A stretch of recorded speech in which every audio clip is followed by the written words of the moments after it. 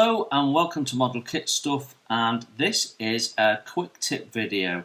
For those of you who might be new to modelling or whatever, just wanted to share with you something that I always do and has paid off dividends a number of times over the years, and that is to keep my leftovers.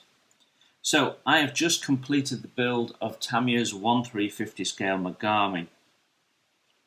And at the end of that, I have some stuff left over. And some of these items, I guess some people might throw away, but I want to tell you why you shouldn't. So let's start actually with the plastic bags. So the Tamiya kit comes with lots of plastic bags, and if you're building a kit and the sprues came in separate bags and various other parts came in bags, whether they're stapled bags or Ziploc bags, it really doesn't matter. Keep hold of them, because inevitably at some point you'll open a kit and all the sprues are in one bag, and what you can then do is use the spare bags that you've collected to separate those sprues into individual bags while you complete your build. It's a good way of making sure that all your bits from that sprue are kept together and are kept protected. So I always keep my bags. They come in handy for many things as well. Whether that's keeping parts together in a build box, or storing leftover parts, or putting decal sheets in, there's lots and lots of uses for bags, obviously. So it's always worth keeping hold of them. Okay, so the next thing that you really shouldn't chuck out are these things.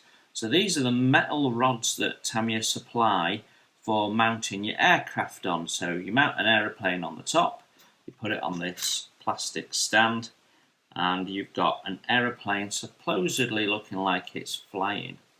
Now these rods, if you don't use them, are really handy. They're handy for scratch building, they're handy for all sorts of uses, whether it's aircraft or ships or tanks. If you need pipe work, duct work, cabling, this stuff can be worth its weight in gold. The other thing it's quite good for is using it for your spray painting. So you can mount a part or a series of small parts along the length, put it in a crocodile clip, and you've got a little boom there that you can paint items on. So these come in really handy, and if, like me, you don't like them for what they're intended, you can still use them for lots of other things. So keep hold of those. Now the plastic bases that they come on, they're also worth keeping, because actually they can be quite handy as blanking plates. You can cut them to size, go behind things where you want it to be black and blank something off, or you can use them instead of using your expensive plastic card. So when you need a little bit of plastic to block something off, even if it's to block a hole and then fill over it, these things can be quite handy. So keep hold of them too.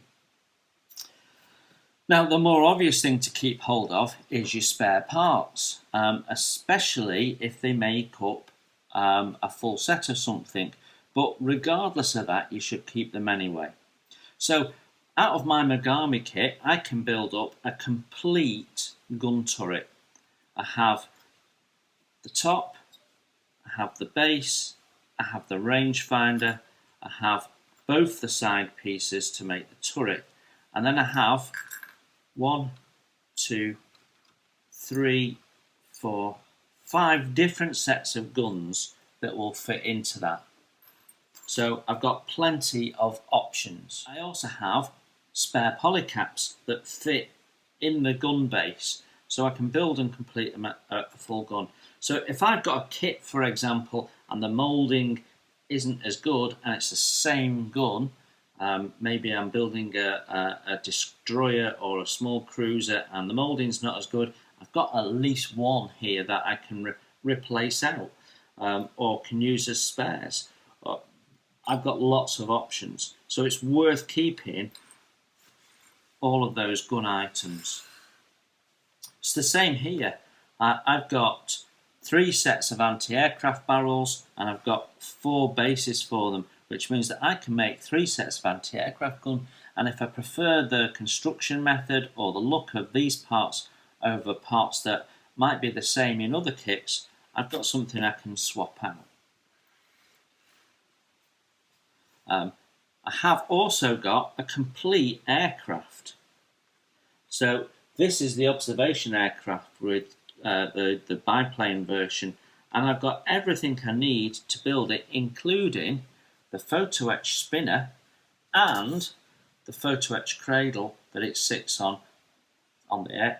So if the aircraft in another model kit is not up to the standard, or I want to show a different type, or I want to do a diorama and have a separate seaplane, maybe on the water next to the ship, I've got options. So definitely worth keeping that. I also have 2 leftover ship's boats, and again these may end up being more detailed than another ship's offering.